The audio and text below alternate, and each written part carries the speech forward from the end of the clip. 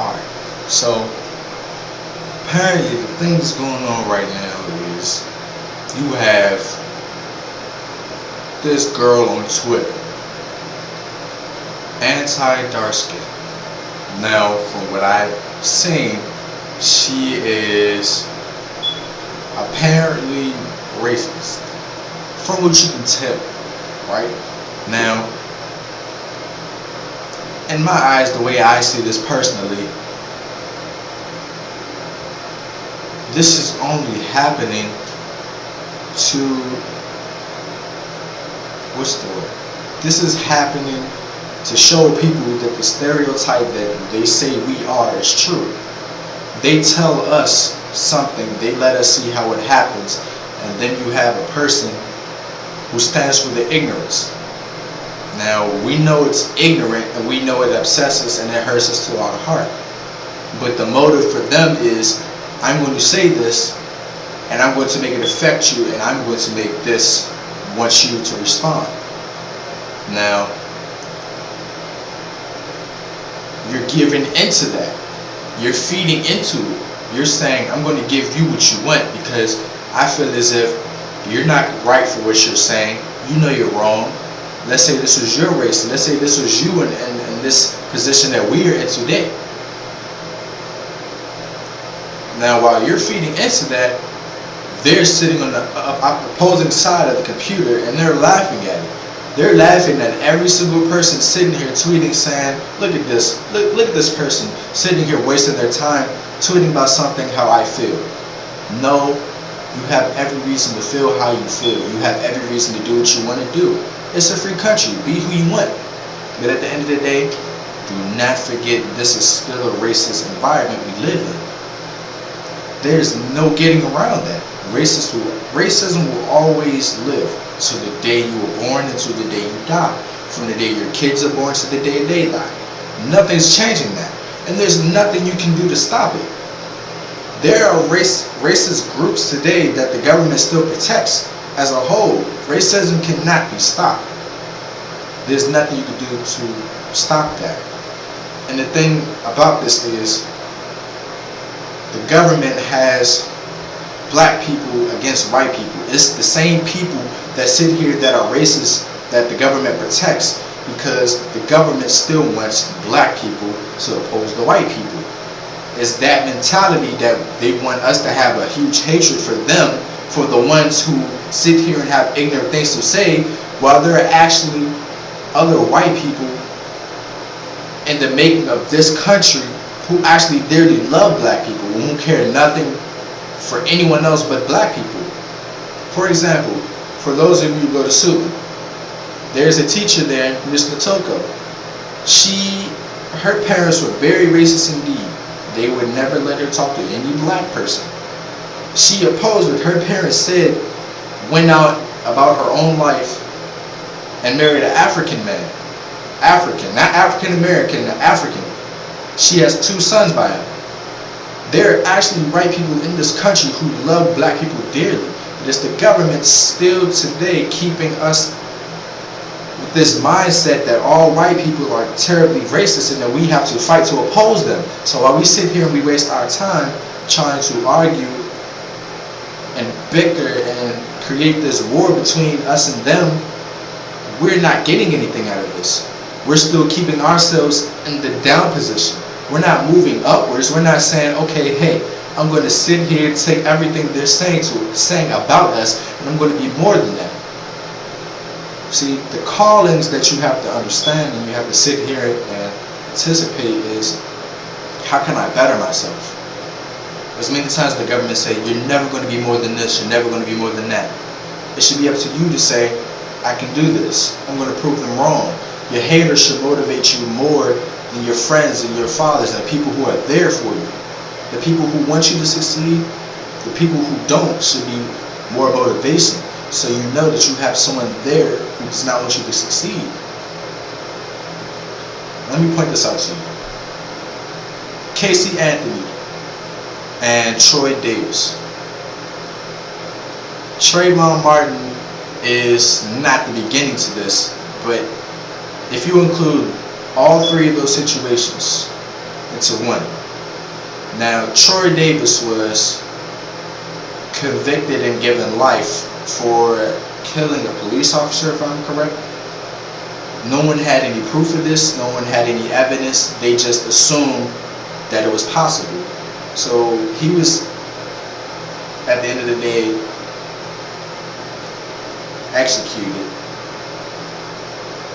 for nothing, basically.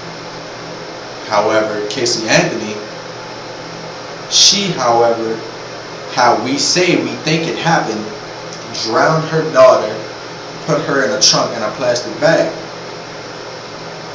Now, she didn't report it until after a month later, a whole month. And as it came down to it, the justice system found her as innocent. Now we have Trayvon Martin, who was walking home, the bag of Skittles and an iced tea in his hand, and he was shot to death by a Hispanic man. You have to sit here and think about what's really going on. When you think about all three of those, you have to think about how they connect. Now, if you relate Trayvon Martin to Troy Davis, like I said, man with no proof of what he did or no evidence, was executed for no lawful reason. That is what they tell us. That's what the government tells us. Trayvon Martin was walking home, shot to death because he so-called looked suspicious.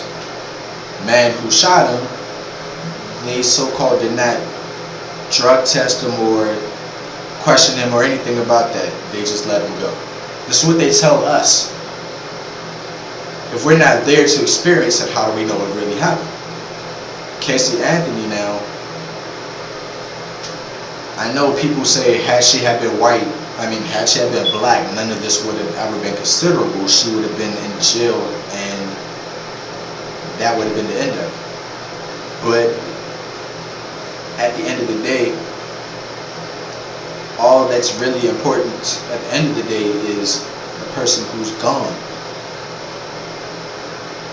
The reasons for it are to consider, but at the end of the day, the person who's gone is the bigger motive.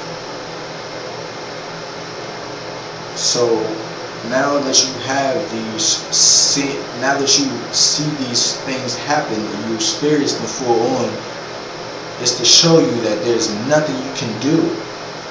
There's nothing you can do to stop it. When it comes down to racism, there's nothing you can do. Now,